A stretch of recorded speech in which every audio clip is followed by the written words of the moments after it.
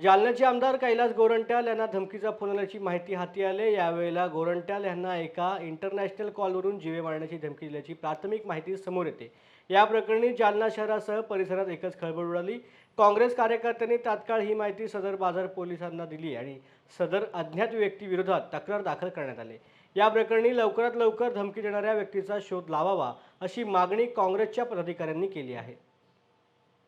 गोरंट्याल साहेब यांना आज दुपारी एक इंटरनॅशनलच्या दूरध्वनीवरून कॉल आलेला आहे आणि साहेबांना धमकीवजा कॉल आलेला आहे। आमदार साहेब मुंबईमध्ये आहे आणि त्यांनी मुंबईमध्ये आपले आदरणीय देवेंद्र भारती साहेब आणि जालन्याचे SP यांना त्यांनी फोनवरून त्यांचं बोलणं झालेलं आहे। आमदार साहेबांची धमकी आली तर आमदार कैलासजी गोरंट्याल या संदर्भामध्ये मुंबई येथे तक्रार ते दाखल करणार आहेत अशी आमचे बोलणं झालेलं आहे। याविषयी आमचे विनोद भैया यादव, आमचे महावीरजी ढक्का, नंदादेव पवार यांच्याशीसुद्धा त्यांनी ते बोललेले आहेत। आम्ही या ठिकाणी येऊन संबंधित पोलीस ठाण्याचे PI साहेब यांना भेटलो, सर्व कार्यकर्ते या ठिकाणी भेटलेले आहेत आणि साहेबांना जी धमकी मिळालेली आहे त्याच्याबद्दल विनोद भैया यादव यांनी रिस्तर तक्रार माहिती दिली त्यांनी। आता आम्ही 8 वाजेच्या नंतर साहेबांशी बोलून पुन्हा आमदार साहेबांशी बोलून त्या ठिकाणी गुन्हा दाखल करण्यात येणारच आहे।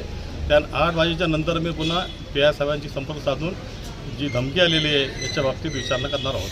काय धमकी आहे नेमकी? काय धमकी आता ती साहेबांच्या फोनवर आलेली आहे। इंटरनॅशनल कॉल होता तो आणि ते साहेबांनी सविस्तर तक्रार ते मुंबईमध्ये करणार आहेत। आता काय मागणी तुमची? आता नाही, आता मुंबईत तक्रार झाली आहे त्याची, तिथं गुन्हा दाखल होईल 100% आणि या ठिकाणी सुद्धा आम्ही संबंधित पोलिसांना याची माहिती दिलेली आहे।